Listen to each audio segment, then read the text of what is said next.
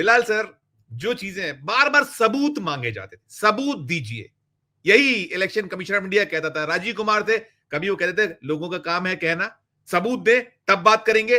देश में बीजेपी है या जो एनडीए है, उनके लोग यही कहते थे कि राहुल गांधी सिर्फ बकवास करते हैं, सिर्फ बातें करते हैं, साक्ष्य दें। आज जब उन्होंने साक्ष्य प्रस्तुत कर दिए, जो रवीन भाई ने बहुत सुंदर तरीके से उसको चित्रण कर दिया है, इलेक्शन कमीशन ऑफ इंडिया खामोश है, चुप है। ठीक है, उन्हीं का अंग है, वो कहेंगे वहां से तो आ गया, इसलिए मैंने उसको शुरू में कहा था कि चुनाव आयोग ने कहा हलफनामा दीजिए। तो क्या है ये? लोगों का काम है कहना और आप बचते रहिए। और हमारा जो संकट है, सब पर आपकी एक प्रतिक्रिया बिलाल सर। ठीक फरमा रहे हैं संजीव जी। यकीनन चुनाव आयोग हर चीज में सबूत मांग रहा था और वो अब सबूत राहुल गांधी ने प्रेस के माध्यम से लोकतंत्र की अदालत में रख दी। वास्तव में एक ओपन एंड शट केस है जिसके बारे में राहुल गांधी कह रहे थे, उन्होंने उस बात को साबित कर दिया। धज्जियां उड़ा दी चुनाव आयोग। राहुल गांधी कह रहे हैं ये सबूत है, चुनाव आयोग कह रहा हलफनामा दे।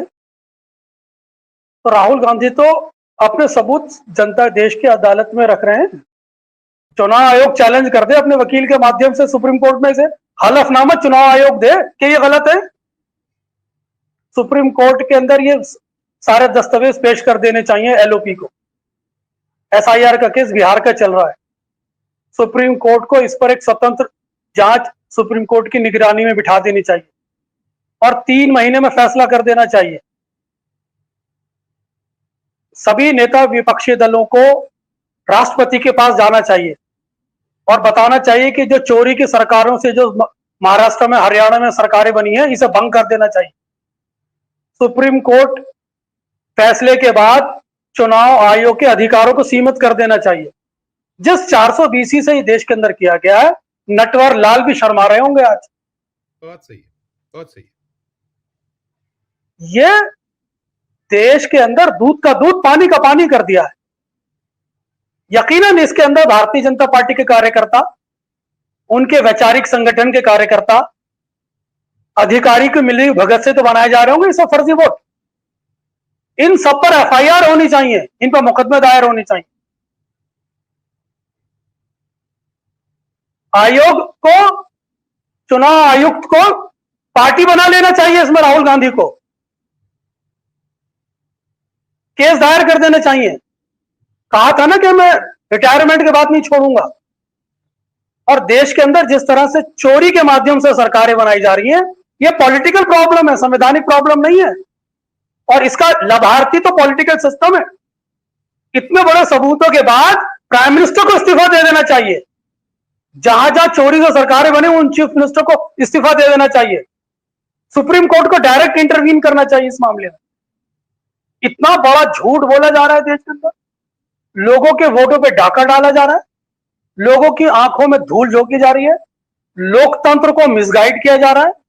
परकला प्रभाकर ने ठीक कहा था, मैंने अक्सर आपके आपने चैनल पे कोट किया है कि 69 सीटों का हेर फेर हुआ है और परकला प्रभाकर कोई सरकारी छोटे मोटे आदमी नहीं है, निर्मला सीतारमण के हस्बैंड है।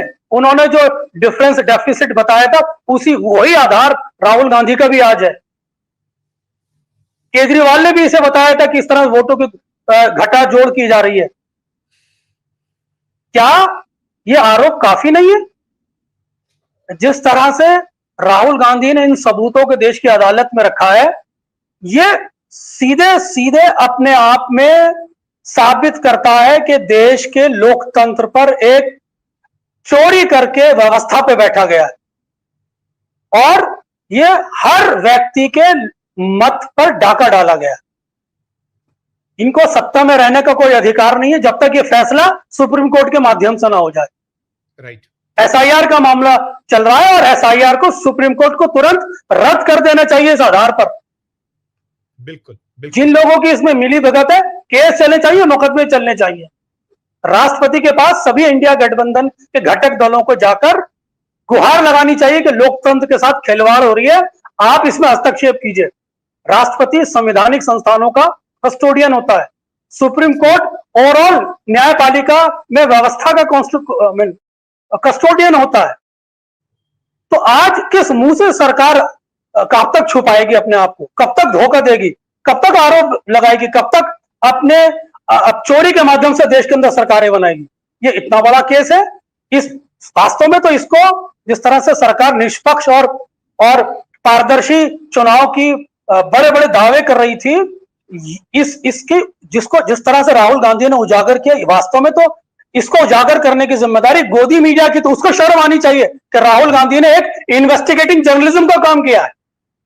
ठीक, बिल्कुल। तो कुल मिलाकर सुप्रीम कोर्ट को डायरेक्ट इंटरवीन करना चाहिए और एसआईआर को रद्द कर देना चाहिए बिहार वाले।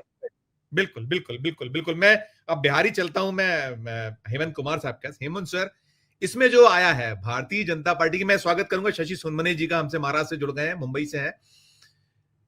सीधे सीधे जो चीजें निकल के आई हैं, क्लियर कट है। और अब इसमें ये बचकाने तर्क क्या है कि हमने देखा वही छुटभइयों को आगे किया गया कि बीजेपी जो है कह रही है कि राहुल गांधी बालक बुद्धि, अभी भी नहीं बाज आ रहे हैं, इतने सब सबूत सामने रखने के बाद।